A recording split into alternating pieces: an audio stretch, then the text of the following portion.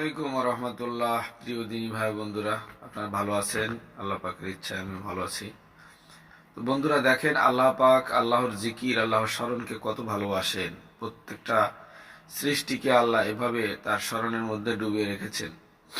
আর আল্লাহ পাকের জিকির, আল্লাহর নাম ধরে ডাকা, ওয়াজাকারাসমা ওয়াজাকারাসমা ওয়াজাকারাসমা এর অর্থ যে এসএম অর্থাৎ নাম সহ জাকারা স্মরণ করে আল্লাহকে।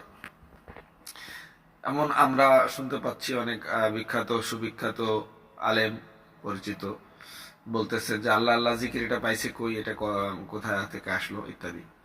আসলে আল্লাহ আল্লাহ জিকির যে আল্লাহর খুব পছন্দ, বা আল্লাহ তার বান্দাদেরকে দিয়ে আল্লাহ আল্লাহ জিকির করাতে চান, বা আল্লাহ এটা জিকির করলে এভাবে আল্লাহকে ডাকলে আল্লাহ খুশি হন, তার একটা নিদর্শন আল্লাহ পাক দুনিয়াতে রেখেছেন।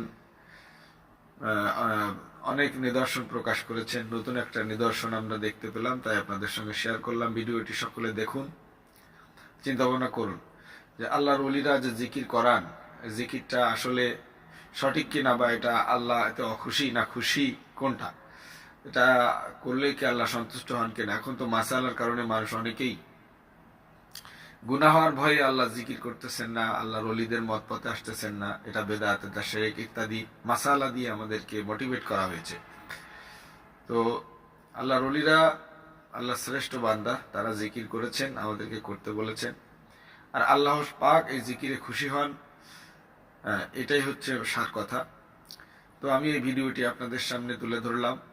ভিডিওটি দেখুন এবং আল্লাহর জিকির যে আল্লাহ পাক কত পছন্দ করেন, তাই বান্দার মুখ থেকে, ছোট ভালো বাচ্চার মুখ থেকে আল্লাহ জিকির ফুটিয়ে দিয়েছেন। এটা হতে পারে এই ফিতনার জামানায়, অন্ধকারের জামানায় আমাদেরকে একটা আলোর দিশা দিতে পারে যে না, আমরা যারা আল্লাহর ওলিদের পথে রয়েছি, জিকিরের পথে রয়েছি, আমরা ভুল পথে নেই, আমরা আল্লাহ তাআলার প্রিয় এবং শ্রেষ্ঠ পথেই রয়েছি। আমাদের একটা মনের একটা নুরানি এলেম এখান থেকে আমরা পেতে পারি। তো জিকিরের বিরোধিতাকেও আমরা না করি, আল্লাহকে স্মরণের চেষ্টা করি। যারা করতেছেন তাদের মহব্বত করি, ভালোবাসি। আমি পারতেছি না, কিন্তু তাদের বিরোধিতা করব না, তাদের কাছে দোয়া চাইবো, তাদেরকে ভালোবাসবো, তাদের পাশে থাকবো, তাদের বিরোধিতা করব না, তাদের সাথে বেয়াদবি করব না। এটা তাহলে আল্লাহ পাকের গজব কত বড়, কত ভয়ঙ্কর বর্তমানে আপনারা দেখতেছেন। আমেরিকার লস এঞ্জেলেসে, ক্যালিফোর্নিয়ায় যে দাবানল চলতেছে,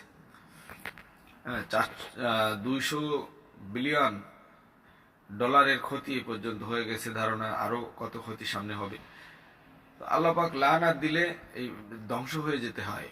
আল্লাহ পাক লানাত করলে ভয়ানক বহু পরিণতি শিকার হতে হয়।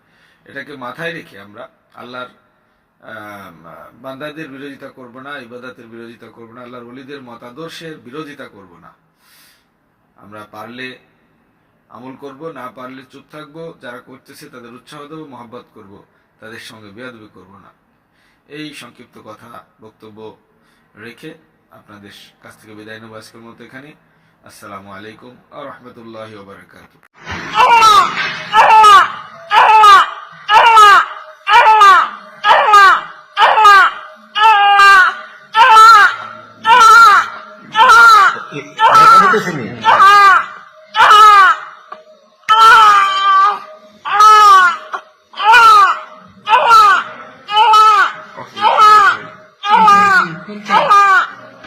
Activities.